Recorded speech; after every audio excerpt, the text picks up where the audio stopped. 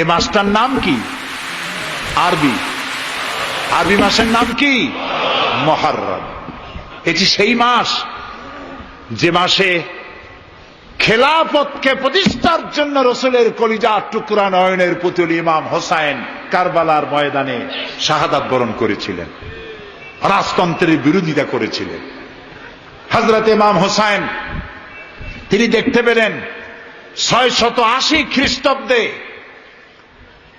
সিরিয়ার দামেস্কে এজিদ ক্ষমতা দখল করল অগণতান্ত্রিক পদ্ধতিতে, এবং সরকারি মালের কোনো হিসাব নাই, অডিট নাই, স্বৈরাচারী কায়দায় তিনি ক্ষমতা দখল করে মদিনার আহলে বায়াত যারা মদিনার নেতৃবৃন্দকে তার আনুগত্য করার জন্য বাধ্য করল।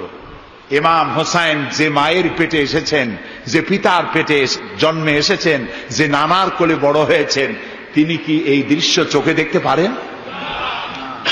তিনি বললেন আমি কুফায় যাব।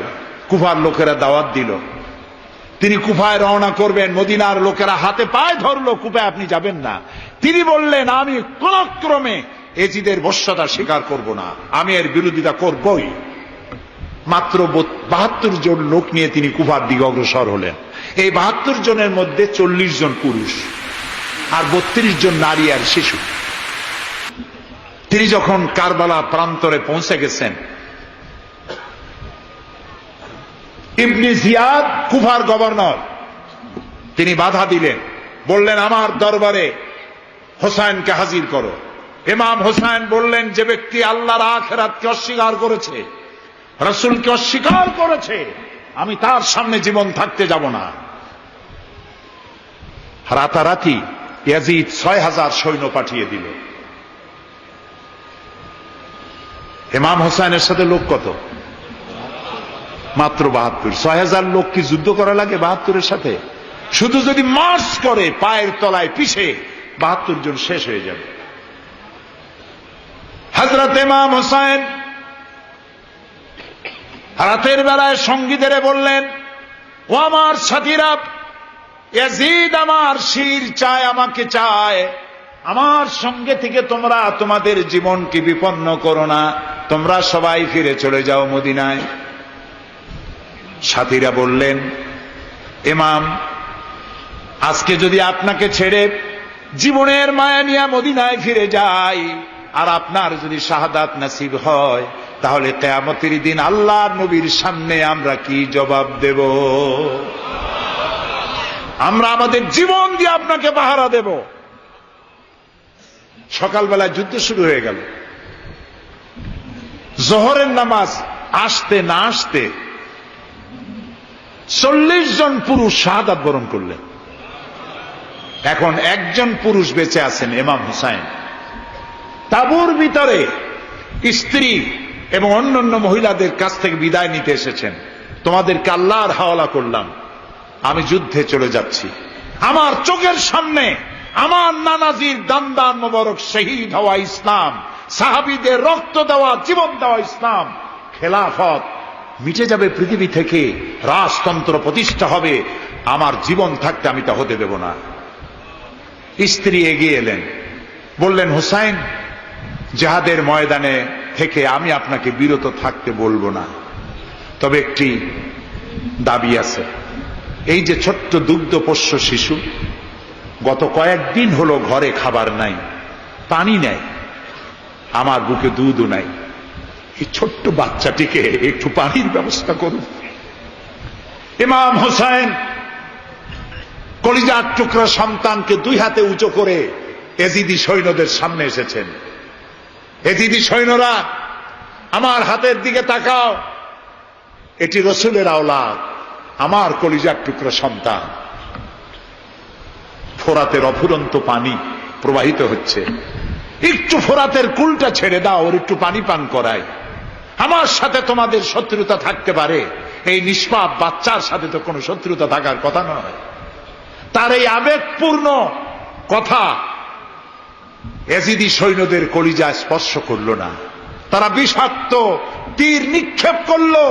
ইমাম হোসাইনের উঁচু করে ধরা বাচ্চার বুকের ভিতর থেকে বিষাক্ত তীর প্রবেশ করে বেরিয়ে গেল অপর প্রান্ত থেকে। রক্ত ফিনকি দিয়ে বেরিয়ে এলো। ইমাম হোসাইন দুই হাতে আজলা ভরে সেই রক্ত চেহারায় মাখতে লাগলেন আর বললেন, কলিজার টুকরা সন্তান, সালেহ আলাইহিস সালামের উটনির রক্তের চাইতে তোমার রক্ত পবিত্র। হযরত সালেহ আলাইহিস সালামের চাইতে রাসূলুল্লাহর মর্যাদা অনেক বেশি, তুমি তার আওলাদ। বাচ্চাকে কোলে করে নিয়ে স্ত্রীর কাছে গিয়ে বললেন, স্ত্রী, এই নাও তোমার বাচ্চা, ঠান্ডা হয়ে গেছে, এমন পানি পান করেছে কিয়ামত পর্যন্ত পানি পানি বলে তোমারে আর বিরক্ত করবে না। ইমাম হোসাইন লড়াই করলেন ময়দানে, বহু সংখ্যক সৈন্য হতাহত করে ফোরাতের কুল উন্মুক্ত করে ঘোড়ার পৃষ্ঠ থেকে নেমে এক আজদা পানি তুলেছেন, পানি পান করবেন। মুখের কাছে যখন আকণ্ঠ তৃষ্ণার্ত পিপাসার্ত হোসাইন মুখের কাছে পানি নিয়েছেন, হঠাৎ ভেসে উঠল মনের পর্দায়, একটু আগে আমার কলিজার টুকরা সন্তান এই পানির অভাবে চলে গেল। 40 জন মানুষ বিদায় হলো, এক ফোঁটা পানি দিতে পারলাম না, এই পানি আমি কেমনে খাই? হাতের থেকে পানি পড়ে গেল।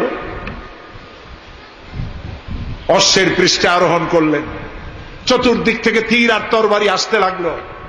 ইমাম হোসাইন বললেন, থামো, একটু থামো, তোমরা কাকে তীরবিদ্ধ করছো?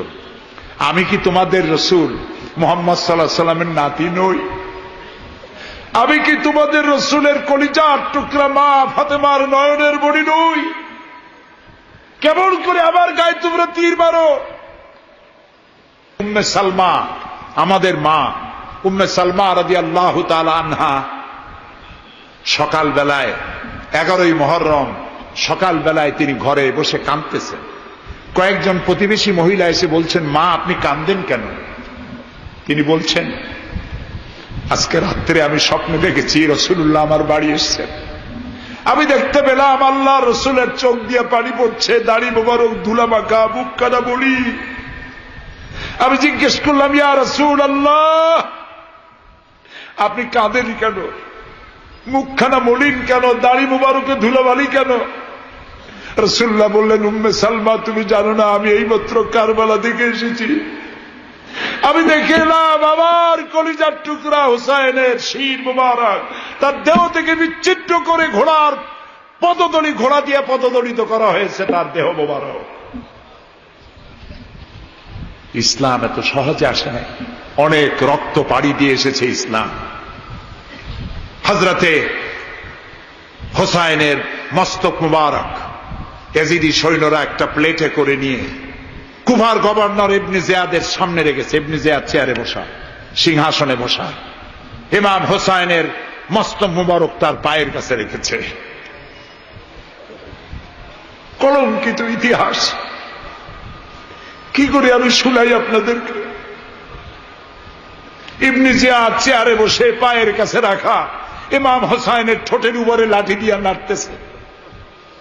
হযরত যায়েদ রাদিয়াল্লাহু তাআলা আনহু 80 বছর বয়স, তিনি বলছেন, ইবনে জিয়াদ, এতক্ষণ যা করেছ মুখ বুঝে সহ্য করেছি, কিন্তু এখন যেটা তুমি করতেছো পায়ের কাছে কার ব্যথা? তুমি যে ঠোঁটের উপরে লাঠি দিয়া নাড়তেছো, আমি যায়েদ, আমি দেখেছি রাসূলুল্লাহ 1000 বার এই মুখের উপরে চুমা খেয়েছেন। তোমার বেয়াদবি বন্ধ করো। প্রিয় ভাই সব, রাজতন্ত্র নয়, পরামর্শ ভিত্তিক সমাজ ব্যবস্থা প্রতিষ্ঠার জন্য আল্লাহ তাআলা ইসলাম দিয়েছেন, দ্বীন দিয়েছেন।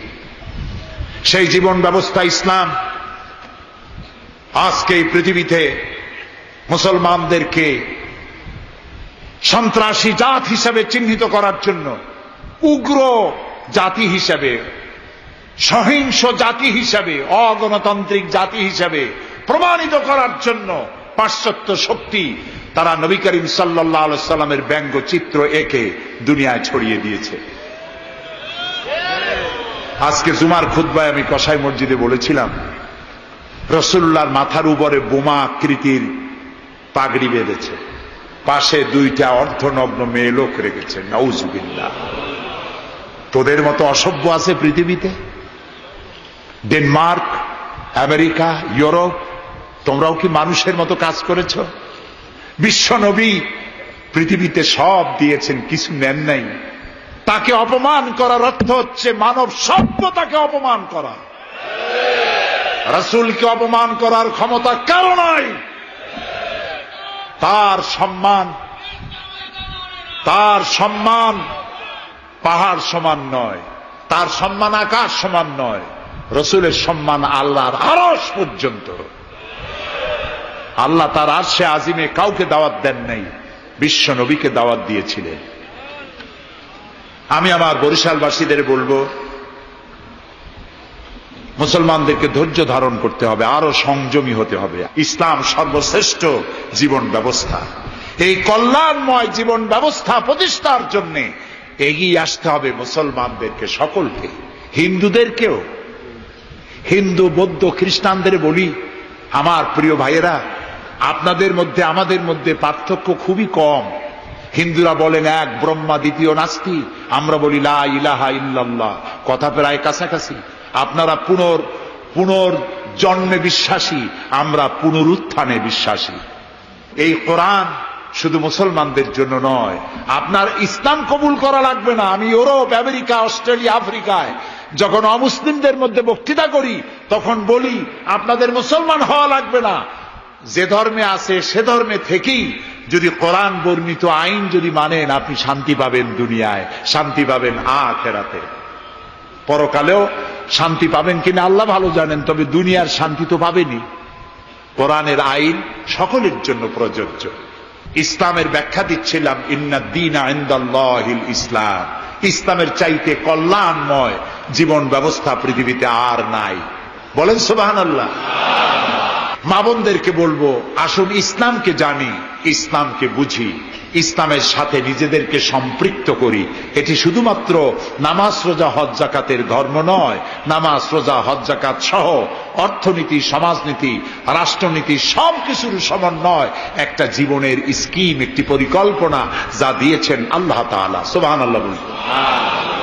আমাদের দেশে ইসলাম এসেছে বড় বড় আলেম আর বড় বড় আল্লাহর ওলিদের মাধ্যমে ইসলাম এসেছে। হযরত খানজাহান আলী রহমতুল্লাহ আলাইহির কবর আছে না? কোথায়? বাগেরহাটে। খালি কুমির দেখেন না, ইতিহাস দেখেন। তিনি এসে, মানুষের খাবার পানি ছিল না, বড় বড় দিঘি কেটেছেন। এই ছিল তাদের কাজ। দিঘি কেটেছেন, পুকুর করেছেন, রাস্তা করেছেন, মসজিদ করেছেন। হযরত শাহজালাল রহমতুল্লাহ আলাইহি গৌর গোবিন্দের বিরুদ্ধে যুদ্ধ করা লাগে নাই, শুধু আযান দিয়েছেন আর তাদের মূর্তিগুলির কম্পন শুরু হলো। গৌর গোবিন্দ দৌড়াইয়া পলাইয়াও কুল পায় নাই, বিনা যুদ্ধেই দখল হয়ে গেছে সিলেট। সুবহানাল্লাহ।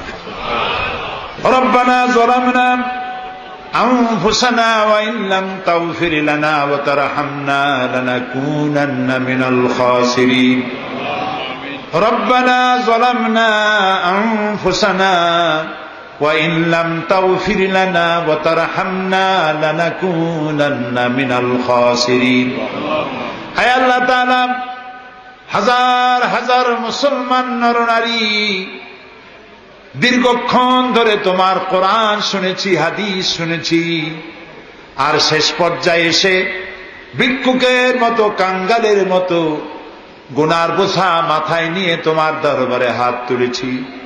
দয়া করে মেহেরবানি করে আমাদের জিন্দেগীর সমস্ত গুনাহ খাতাকে মাফ করে দাও। আমাদের মধ্য থেকে আমাদের মা বাপ দুনিয়া থেকে যারা বিদায় হয়ে গেছে, আয় আল্লাহ রব্বুল আলামিন, মা বাপের কবরগুলিকে জান্নাতের টুকরা বানায়া দাও। রব্বির হামহুমা কামা রব্বায়ানি সগীরা।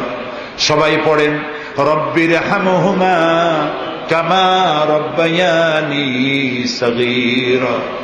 আয় আল্লাহ রব্বুল আলামিন, জনম দুঃখিনী গর্ভধারিণী মা, যিনি না খেয়ে আমাদের মুখে, ক্রন্দন মুখে চুমা দিয়া, শত চুমা দিয়া হাসি ফুটাইছেন, না খেয়ে আমাদেরকে খাওয়াইছেন, আমরা না ঘুমানো পর্যন্ত ঘুমান নাই, এত কষ্ট করেছেন যেই মা, আল্লাহ কবরটাকে বেহেশত বানাইয়া দাও।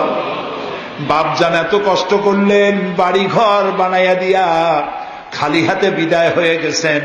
কোন হালতে আসি জানি না, আল্লাহ আব্বার কবরটাকে বেহেশত বানাইয়া দাও। আমাদের মা বাপ যাদের বৃদ্ধ হয়ে গেছেন, রব্বুল আলামিন বিছানায় পড়ায়া পরনির্ভর করে মারবা না। আল্লাহ তাআলা স্বনির্ভর থাকাকালীন নিজে নিজে টয়লেটে যেতে পারেন, নিজের খাবার নিজে খেতে পারেন, দাঁড়াইয়া নামাজ পড়তে পারেন, নিজের কাপড় নিজে পরতে পারেন।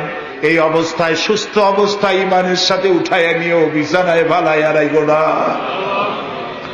রব্বুল আলামিন, সারা জীবন আমরা গুনাহ করেছি, এত গুনাহ করেছি, তোমার আকাশের দিকে তাকাইয়া কথা বলতে লজ্জা করে, শরমে মাথা নিচু হয়ে যায়। আল্লাহ, যত গুনাহ করছি, নাফরমানি করেছি, আর তুমি শুধু মেহেরবানি করেছো। তুমি যদি আমাদের গোপন গুনাহগুলি জাহির করে দিতে, যৌবনকালের গুনাহ, জীবনের গুনাহ যদি সমাজের লোকেরা জানতো, স্ত্রী পুত্ররা জানতো, সম্মান দিত না। আল্লাহ তাআলা কিয়ামতের দিন লক্ষ কোটি মানুষের সামনে আমাদের গোপন গুনাহগুলি জাহির করে দিয়ে আমাদেরকে শরম দিও না। আয় আল্লাহ তাআলা, তোমার নবী বলেছেন 3000 বছর ধরে তুমি জাহান্নামের আগুন উত্তপ্ত করেছো। আল্লাহ তাআলা চৈত্র মাসের দ্বিপ্রহরের রোদ সহ্য হয় না। আল্লাহ তাআলা জাহান্নামের আগুন আমরা সইতে পারবো না। জাহান্নামের আগুন আমাদের জন্য আল্লাহ তুমি হারাম বানায়া দাও। আল্লাহুম্মা আজিরনা মিনান নার। সবাই পড়েন আল্লাহুম্মা আজিরনা মিনান নার, আল্লাহুম্মা আজিরনা মিনান নার। আয় আল্লাহ তাআলা, তামাম পৃথিবীতে মুসলমানেরা আজ বড় বিপদে। মুসলমানদের কেউ দেখার নাই। ইরাকের আল গরিব কয়েদখানার ভিতরে মুসলমানদেরকে উলঙ্গ করে তাদের মুখের উপরে কাফেরেরা পেশাব করেছে। গুয়ান্তানামো কারাগারের ভিতরে মুসলমানদের বান্ধা তাদের সামনে কোরআন শরীফের উপরে পেশাব করেছে। রাসূলুল্লাহর মাথায় বোমা উঠাইয়া দিয়েছে। নগ্ন নারী তার পাশে বসাইয়া ছবি উঠাইছে। বাবু, আমাদের কলজা চলে যায় বাবু। আল্লাহ নর পশুদের হেদায়েত দাও। আল্লাহ পরাশক্তির নামধারী তথাকথিত সভ্যতাকে আল্লাহ তুমি হেদায়েত দিয়া দাও। ওদের নসিবে যদি হেদায়েত না থাকে, তুমি তো আমাদের সেই আল্লাহ যে আল্লাহ নমরুদকে জুতা পেটা করে বিদায় করেছো। তুমি তো সেই আল্লাহ যে ফেরাউনকে চুবাইয়া মারছো।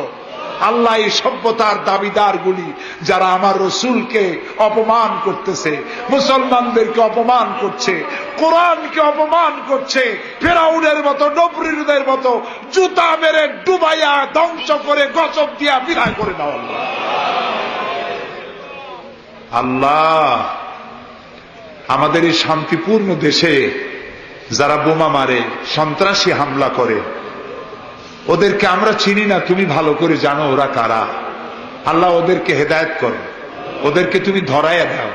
ওদেরকে কারা টাকা দেয়, কারা বুদ্ধি দেয়, কারা পরিচালিত করে, তাদের চেহারা জনগণের সামনে উন্মোচিত করে দাও। তাদেরকে জনগণের সামনে ন্যাংটা করে দাও। আল্লাহ তাআলা, আমাদের এই সুন্দর দেশটির উপরে তুমি রহমত করো। আল্লাহ, তোমাকে বলবো না কাকে বলবো। পৃথিবীতে যত মুসলমান দেশ তুমি দিয়েছো, প্রত্যেক মুসলমান দেশের পাশে আরো 2-4টা মুসলমান দেশ আছে।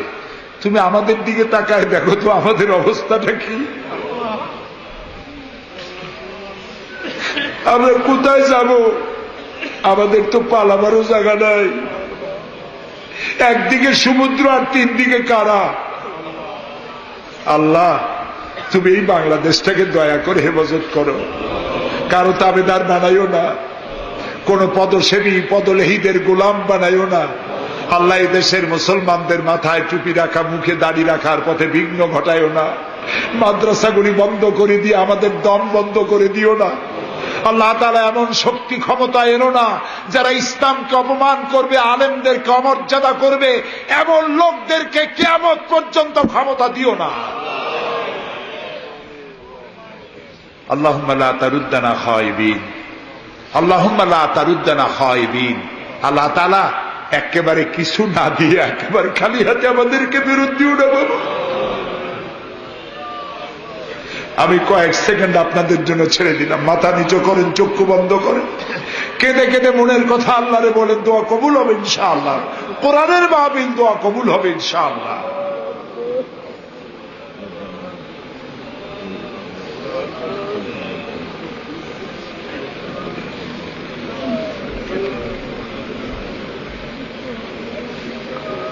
আয় আল্লাহ, তুমি নিশ্চয়ই শুনতে পাচ্ছ আমরা কি বলছি, তুমি নিশ্চয়ই দেখতে পাচ্ছ আমরা কোথায় বসা আছি। আল্লাহ তাআলা তুমি তাকিয়ে দেখো, তোমার অনেক বান্দীরা তারা বহু কষ্ট করে এসছেন। আল্লাহ তোমার বান্দীদের আরজি পুরা করো, মহিলাদের মা বোনদের ব্যাধি মাফ করো, যার সন্তান নাই নিঃসন্তানীকে সন্তান দাও, যাদের ছেলে মেয়ে বড় হয়েছে বিয়ে দিতে পারে না বিয়ের ব্যবস্থা করে দাও, রুজি রুটিতে যাদের অভাব অনটন আল্লাহ তাদের ব্যবস্থা করে দাও। আল্লাহ তাআলা আমাদের দেশে যারা নৈরাজ্য সৃষ্টি করতে চায়, অস্থির করতে চায় দেশটাকে, আল্লাহ তাদের হাত থেকে দেশটাকে রক্ষা করো। এই বরিশালের উপর রহমত নাজিল করো। এখানে যারা ব্যবসা বাণিজ্য করে হালাল ভাবে ব্যবসায় বরকত দাও। এদেশে হিন্দু মুসলমান খ্রিস্টান বৌদ্ধ সাম্প্রদায়িক সম্প্রীতি নিয়ে বসবাস করার তৌফিক দান করে দাও। আলেম ওলামা পীর বুজুর্গদের মধ্যে মহব্বত কায়েম করে দাও। যারা আলেম ওলামাদের মধ্যে বিদ্বেষ সৃষ্টি ছড়ায়, যারা ইসলামী আন্দোলনের বিরুদ্ধে ফতোয়া দিয়া আল্লাহ তাআলা যারা বিঘ্ন ঘটাতে চায়, আল্লাহ দয়া করে তাদেরকেও হেদায়েত করো। অনেকে দোয়া চেয়েছেন, যিনি যেভাবে দোয়া চেয়েছেন তুমি জানো, তার দোয়া পূরণ করো। আল্লাহ তাআলা এই মাহফিলে জনগণকে সাহায্য করার তৌফিক দাও। আল ফারুক সোসাইটিকে কিয়ামত পর্যন্ত কবুল করে নাও।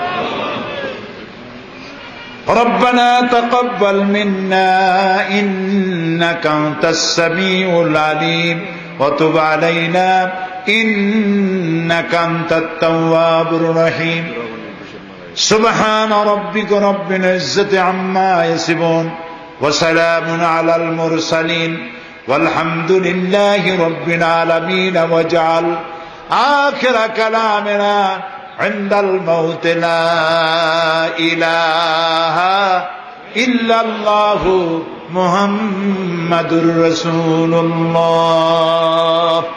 السلام عليكم ورحمة الله.